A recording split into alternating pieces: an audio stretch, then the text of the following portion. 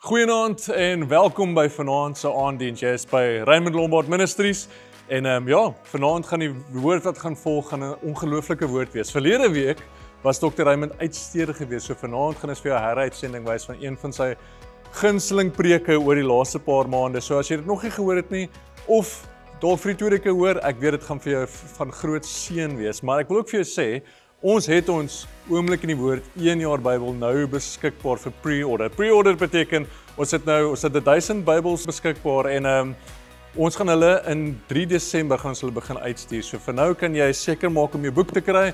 Jy kan dit by raymondlombard.com kry op ons boekstore of as jy selfs hier by die kerk kom, kan jy dit by die boekwinkel kom kry by die Media Center. So kry vandag jou oomblik in die woord Bybel en geniet vanaand se diens.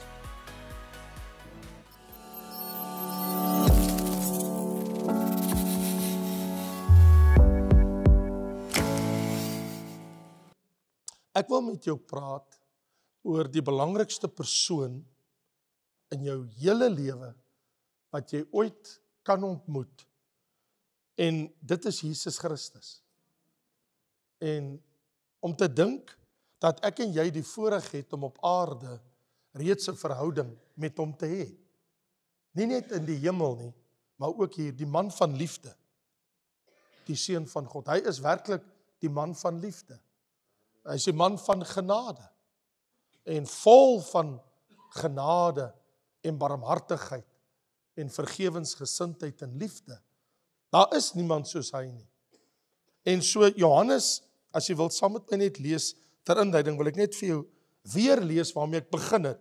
11 weke gelede het ek met hierdie teks begin en dis nou 11 weke later en ek wil weer sluit met dieselfde teks. Dit is in Johannes hoofstuk 20, vers 30 en 31. Luister net hierna.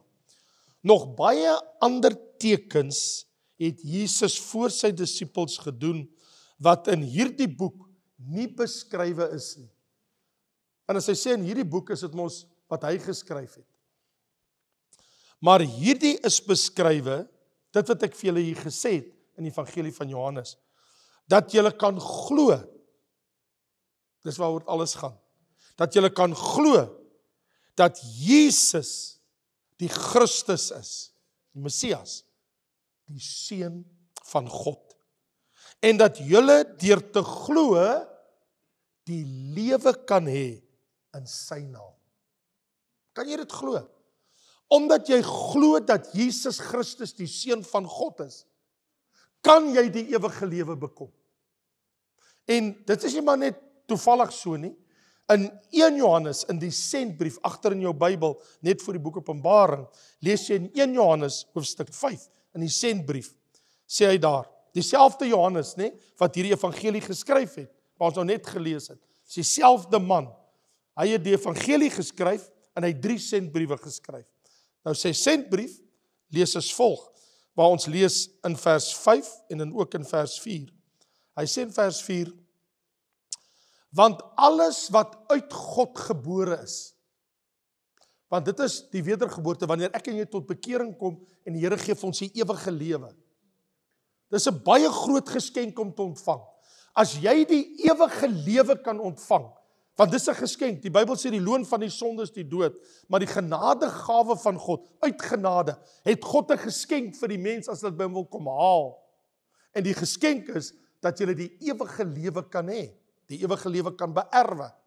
Nie die ewige hel nie, maar die ewige lewe, om vir ewig in God se teenwoordigheid te lewe. Nou sê in vers 4, alles wat uit God gebore is, aan die ander woorde, elke mens wat tot wedergeboorte gekom het, oorwin die wêreld. Dis interessant dat hy dit sê. Hoekom sal hy dit sê, oorwin die wêreld? En dit is die oorwinning wat die wêreld oorwin het, naamlik ons geloof. Dit wil sê, jou geloof in Jesus Christus bring vir jou oorwinning oor alles en almal in hierdie wêreld. Want luister, hier is die antwoord, vers 5. Wie anders is dit wat die wêreld oorwin? Want die vraag is, wat oorwin die wêreld? As hy wat glo dat Jesus die Seun van God is. Dis waaroor dit gaan. Glo jy werklik in jou hart dat Jesus Christus die Seun van God is? Het jy hom so leer ken? Vader, ek bid dit vir die volgende paar minute, wat ons wend na die woord, dat U dit baie diep en kosbaar in ons harte sal insny, dit deel van ons lewe maak, deel van ons hart, deel van ons wese, om te weet wie Jesus Christus is. Seën hierdie woord, om sy naams ontwil. Amen. So, ek wil sluit hierdie reeks, en volgende week sal ek my net wend na die seun van die mens aspek van Jesus. Wat gebeur as ek glo? Wat gebeur in my lewe as ek werklik glo dat Jesus die seun van God is? Wat sal hier binnekant gebeur en wat sal na buite uitkristalliseer? Ander woorde, hoe beïnvloed dit my lewe? Hoe sal ek optree? Hoe kan ek dit sien as iemand so glo en so lewe? En wat ek in die Bybel sien, ek gaan jou net deur 'n spoor in die Bybel neem. Jy sal, en dit is wat ons sien wat mense doen, wanneer hulle dit ontdek, soos in Johannes hoofstuk 9, die blinde man wat sy oë oopgegaan het. Jy sal, as jy werklik glo dat Jesus die seun van God is, sal jy hom aanbid as die seun van God. As jy dit nie glo nie, sal jy hom nie aanbid nie.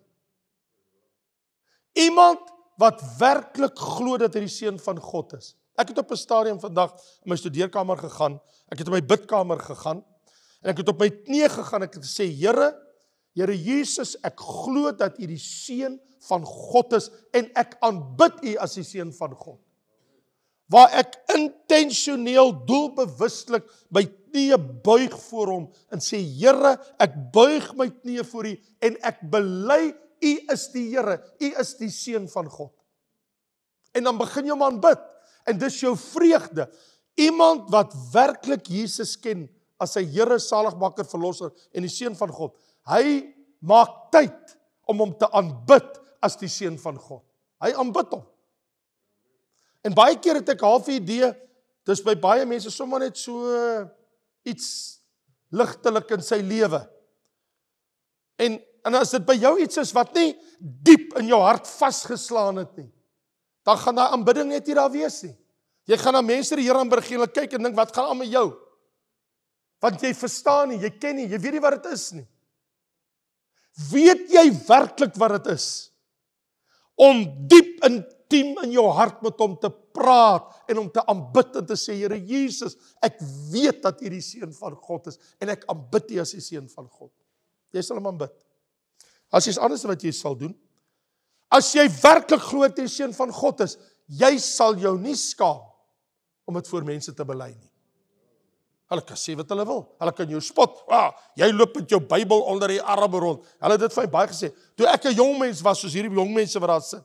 Toe ek 'n jong mens was, 18, 19 jaar oud, as ek die Bybel opgevat het. Maar wat maak jy met 'n Bybel onder jou arm? Wat wil jy ons leer? Ek het die Bybel lief gekry want dit is sy woord. En dan te kom bely voor mense. Ek sal nooit vergeet. My eerste preek wat ek in my hele lewe gepreek het. Dit was nogal 'n storie. Dis in rou Engels. Ek het daar gesit in Walvisbaai by die Synchro lift. Ek weet nie van wie weet wat dit is nie. Dis wanneer die skip uit die water uit trek, dan rol hy op rolles, en dan kom hy uit die see uit, dan staan die skip so langs die hawe, of op die hawe gebou. Dan staan hy daar op 'n muur wat hulle gebou het, en dan kan hulle hom nou spuit en skoonmaak en verf en weer nommers opsit en te kere gaan. Nou sit ek dag vir dag daar, nou kyk ek so uit my vlootkwartier, nou sien ek hoe kom daai Russe en daai Noorweë, daai rowwe manne daar uit die Noordsee, die Bering See, dan sien ek daai growwe, vuil Russe met hulle touhare en alles. Dan sien ek hoe kom hulle daar af, gaan hulle dorp toe, dan kom hulle so aangestap, bring hulle sakke kos, dan gaan hulle op die skip. Maar hulle moet nou bly daar, hulle kan nie weggaan nie. Dit vat 2-3 weke om die skip oor te verf en alles te doen daar aan die onderkant, by sy boeg en alles. En dan sit ek vir hulle so dag vir dag en kyk en ek dink, vir julle gaan ek nog preek. En eendag, toe kry ek vir my 'n Engelse Bybel. En ek stap daarin. Nou loop ek daar na iemand wat daar, een van die wagte daar by die skip, en ek sê vir hom, ek wil daar, nou, ek het natuurlijk nou Engels gepraat, maar ek sê, ek wil nou daar inkom, ek wil gaan praat daar so by die mense.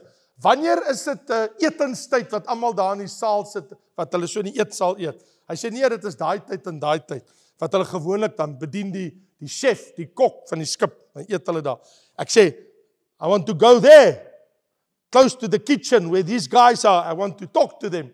Hy sê, nee, hy sal dit vir my reël. En op 'n dag, toe sê, gaan ek kom sien, hy sê, ja, nee, daai tyd vandag, wat ek my Bybel daar. Nou klim ek daai trap op, en dink ek, woe, vandag maak jy rus in my dood. Ek weet nie of ek lewendig van hierdie skip af gaan kom nie. Hier, ek praat nou van letterlik, presies te wees, 42 jaar gelede, né? Nou is ek daarin, nou loop ek in so 'n smal gang af, en ek kom maar in die eetsaal, hier sit die rowwe man, hulle eet soos diere, hulle gaan net so te kere, nou staan hulle vir my so en kyk, wie's ek? En ek sê vir hulle, dis wie ek is. Ek sê, today, I want to tell you about Jesus Christ. Hulle gluur my net so aan, toch, woe, en die manne sit met sulke messe daar aan werk, ek dog, vandag kerf hulle vir my. En ek preek daar, jene, ek weet nie eens wat ek alles gesê het nie. En toe ek nou klaar is, toe sê ek, anybody want to give his life to Jesus Christ? Nie 'n arm gaan op, nie 'n hand nie. En ek sê, I'm not here to fight. En dan wil ek net pad gee, ek sê, ek het maar net 'n vraag kom vra, en weg is ek. Ek gaan na by die Here, ek sê, Here, my eerste preek was nie suksesvol nie, right? Ek het geen bekeerling gekry met my eerste preek nie. Nou, dis hoe ek begin het, geen bekeerling, geen arm, geen hand, geen mens. Maar in elk geval, maar wat ek wil sê is, daar was iets in my hart. Ek wou net vir hulle van Jesus vertel. Wat ek vir jou probeer sê is, as jy glo dat Jesus die Seun van God is, en jou lewe verander, hier binnekant, jy wil praat, man, en dit gee geen om wat die mense sê nie. Dis wat ek vir jou wil vra. Praat jy met mense? Die derde ding wat jy sal doen, jy sal die heerlikheid van die Seun van God in jou lewe sien. Want jy gaan agterkom, hy begin in jou lewe werk. Hy sê vir Maria en Martha, hy sê, maak oop hy graf. Hulle sê, nee, Here, daai man, ons broer, hy stink al, hy sal 4 dae dood. Hy ruik al. En Jesus sê, maak oop, het ek nie gesê, as julle glo sal die heerlikheid van God sien nie. En het hulle dit nie gesien nie. Toe daai dooie man daar opspring en hy kom daar by die graf uit. Skrik hulle vir hulle in, dis nervus. Ek wil vir jou iets sê. As jy werklik glo dat Jesus die Seun van God is en jy so lewe, dan sien jy begin in jou lewe werk. Dinge begin gebeur. Dinge wat jy nooit gedink het, sit hy vir jou aan mekaar. Dinge wat jy nooit gedink het, ooit in jou lewe sal gebeur nie, kom jy later agter, is die hand van, jy sien die heerlikheid van die Seun van God. Hoe stap hy met jou pad? En wat wonderlik is, as jy Jesus bely as die Seun van God, hy sê in Johannes 6, vers 47, hy sê, wie in my glo, het die ewige lewe. Dan kom jy agter, maar het iets in my gebeur, ek is anders. Ek is net anders, ek praat anders, ek dink anders, ek doen anders. Dis wat met jou gebeur, want jy het die ewige lewe ontvang. Dis die grootste geskenk. Die grootste geskenk ooit is die dag as jy weet, ek het die ewige lewe ontvang. En uit dankbaarheid dien jy, en het jy liefde vir die Seun van God, wat hy dit vir jou gegee het. Die ander ding is, jy gaan hom gehoorsaam. Toe Filippus, verskoon my, met die hofdienaar praat, daar in Johannes 8, Handelinge 8, gaan kyk daar in jou Bybel. Toe sê hy, maar daar is water, sê die hofdienaar vir Filippus, wat verhinder om gedoop te word? Toe sê hy, as jy glo, met die hele hart. Wat sê hy? Hy sê, ek glo, dat Jesus Christus, die Seun van God is. Hy sê, op daai belydenis, stop die wa, klim af, en hy het hom gedoop. As jy werklik glo dat hy die Seun van God is, Jy sal doen wat sy woord sê. Jy sal opstaan en vir jou laat doop. Jy sal nie omgee wat mense sê nie. Jy wil doen wat hy sê, die seun van God. Because you love him. Jy het jou lewe vir hom gegee. Daar is iets anders. Jy sal begin om die seun van God te verkondig. Jy sal nie net bely vir jou familie om te sê ek is die seun van God, dat ek glo dat Jesus Christus die seun van God is nie. Jy sal dit begin vertel vir mense, begin preek vir mense. So nie net sê om bely nie, jy sal ook vir ander begin vertel van Jesus. En wat ook gebeur is, die Here, as jy dit doen, dan gee hy vir jou gesag. Jy is nie bang nie. Jy gee nie wat mense sê nie, want jy sal Jesus bely. Nou of jou pelle, of jou vriende, of dit jou skoolmaats is, of dit jou ouers is, jy sal Jesus bely. My familie het gedink ek is baie snaaks, toe ek 2 jaar later na die vloot by die huis kom, en ek praat oor die Bybel en oor Jesus, hulle het my gestuur na die buitekamer toe. Ek moes uit die huis uittrek. Ek het in die buitekamer gebly. Dan sê vir my, nee, maar jy praat net die hele tyd oor Jesus in die Bybel. You get out of this house. Ek sê, yes, die beste moet hulle ooit vir my kon doen.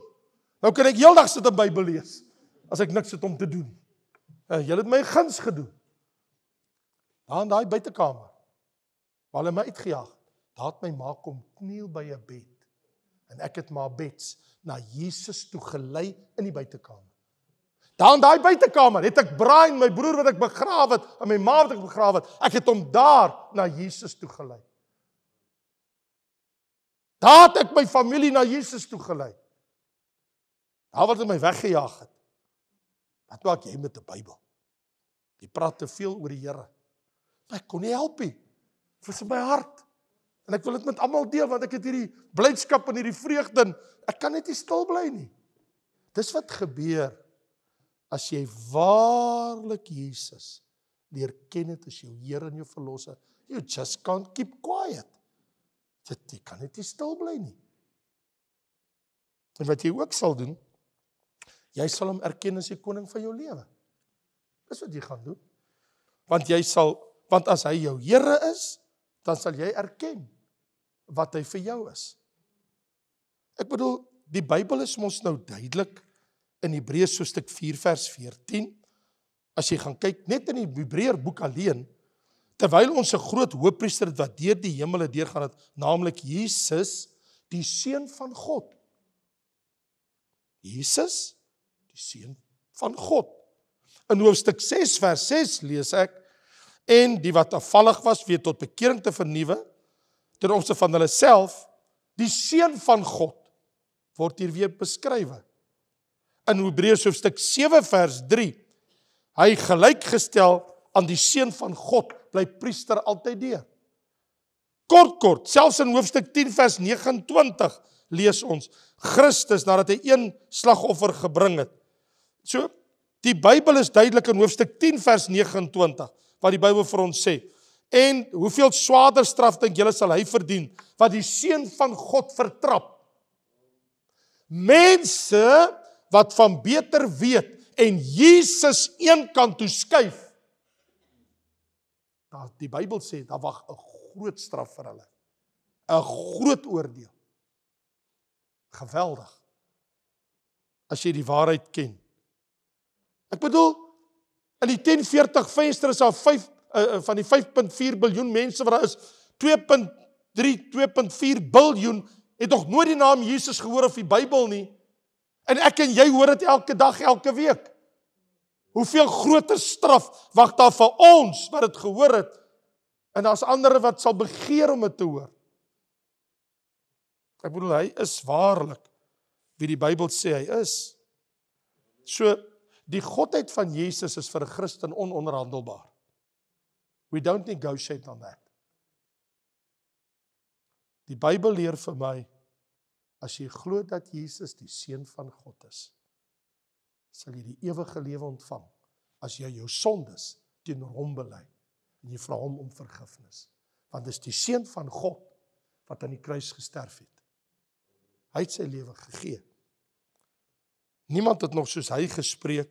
Niemand het die gesag en autoriteit gehad wat hy het nie. So die Bybel noem Jesus God. In Johannes 1 vers 1.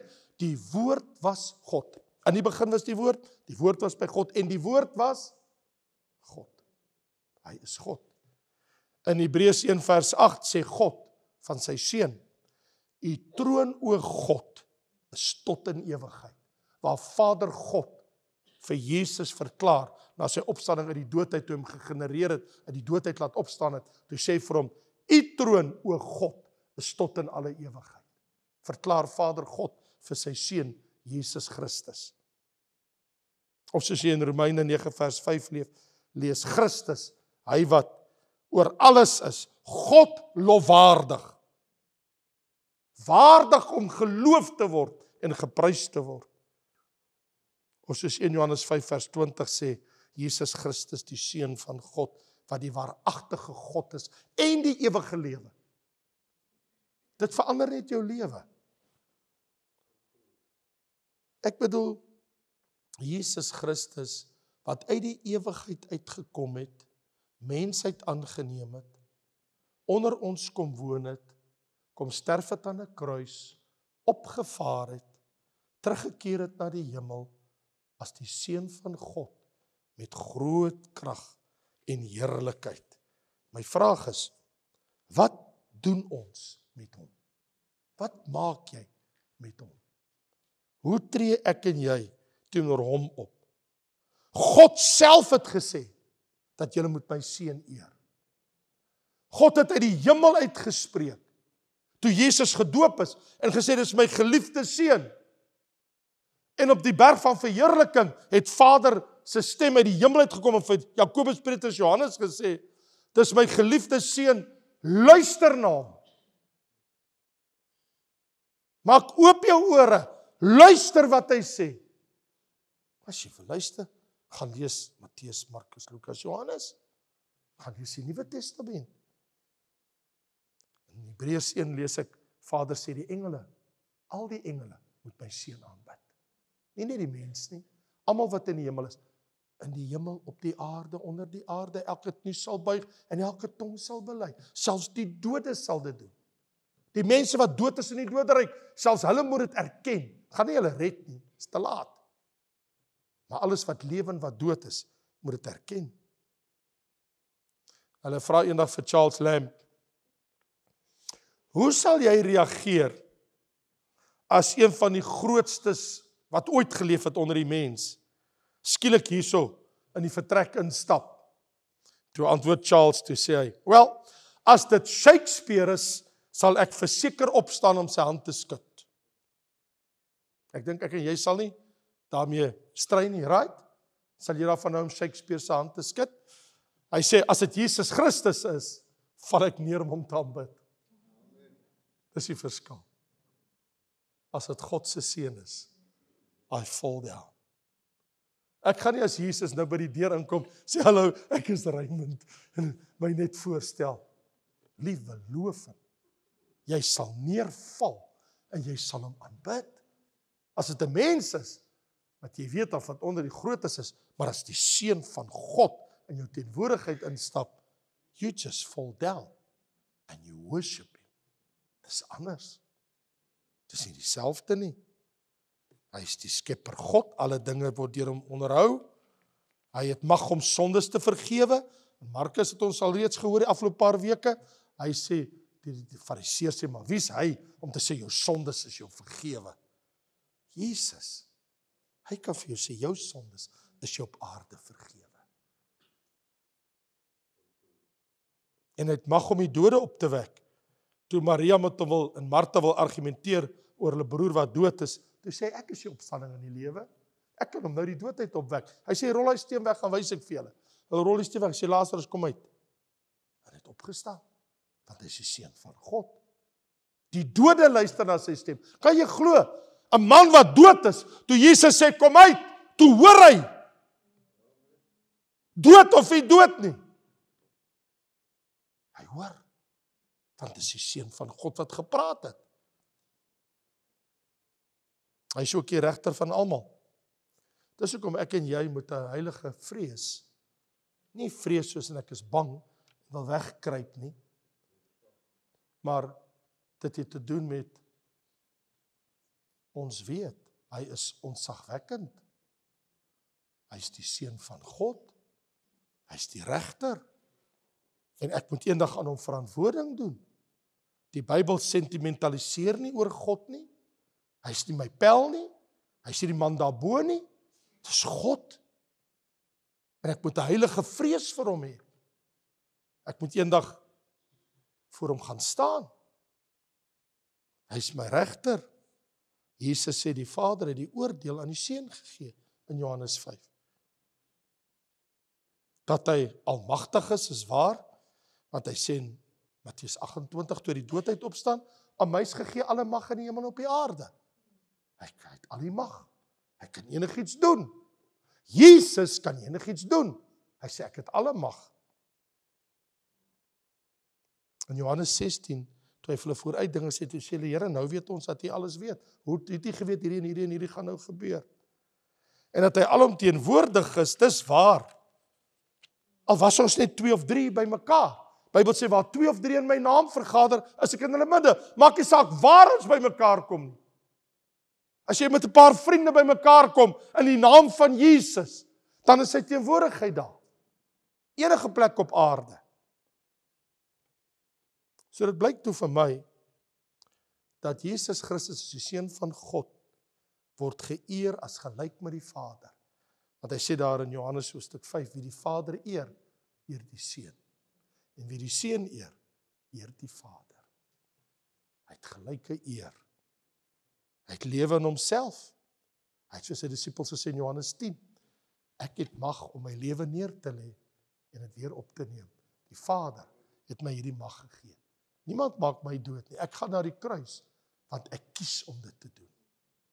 Ek kies om my lewe neer te lê vir die skape. Die huurder vlug, maar ek is die goeie herder. Ek sal my lewe vir my mense neerlê.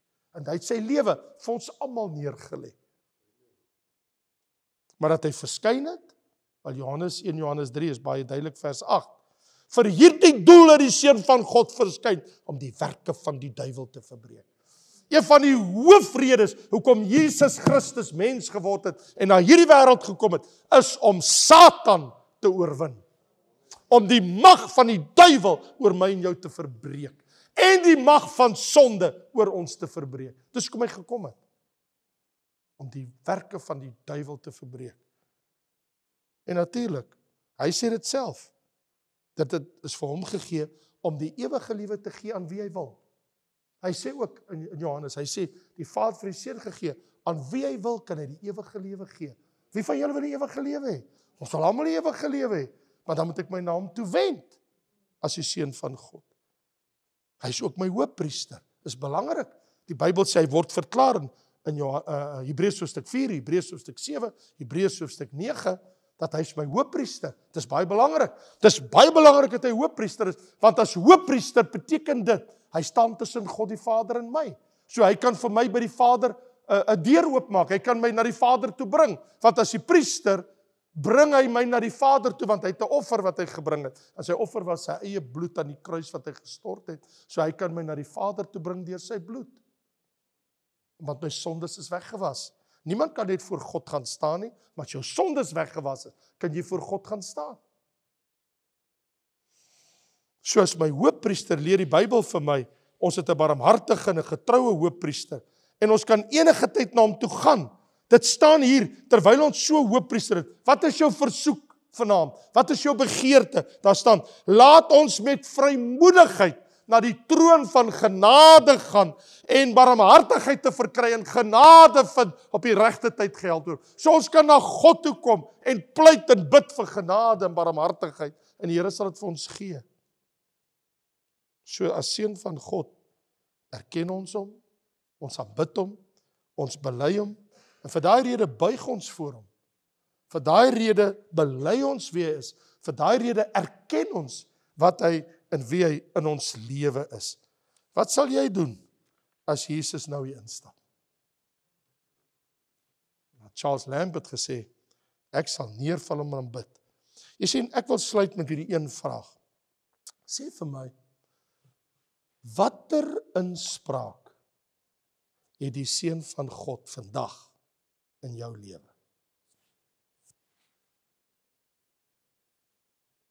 Watter reg het hy op jou lewe? Watter inspraak het die Seun van God oor my? Nou, is my lewe my eie? Hou ek dit vir myself? Of het ek dit aan hom oorgegee? Sodat hy deur my sy heerlikheid kan leef. So, want dit bring 'n vraag ten slotte. Hoe lojaal staan jy teenoor hom? Of as iemand die naam Jesus sê, dan koets jy. En jy ontwyk. Hoe toegewyd is jy aan hom? Is dit maar net lippediens? Hoe getrou is jy teenoor hom? Erken ek en jy werklik dat hy die Seun van God in my lewe is? Anders wil ek vra, hoekom maak jy hom nie nou? Jou Here, jou saligmaker, jou verlosser, jou koning van jou lewe. Jy kan dit nou doen. Jy hoef nie te wag vir môre nie. Kom ons bid saam. Kom ons buig ons hoofde.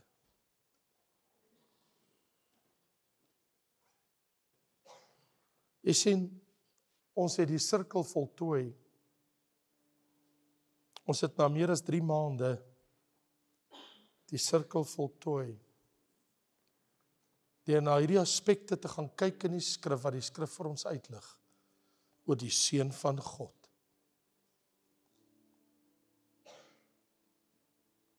En ek onthou dat ons het by 2 geleenthede het ons gesing, He is Lord, He has risen from the dead, and He is Lord.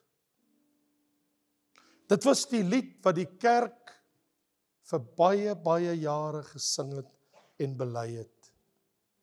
Paasnaweek, elke jaar vir 2000 jaar, staan die kerk op opstandingssondag en hulle sê, He is Lord, He has risen from the dead, and He is Lord. By die graf, hy is nie meer daar nie, want hy het opgestaan, hy leef, omdat hy die Here is.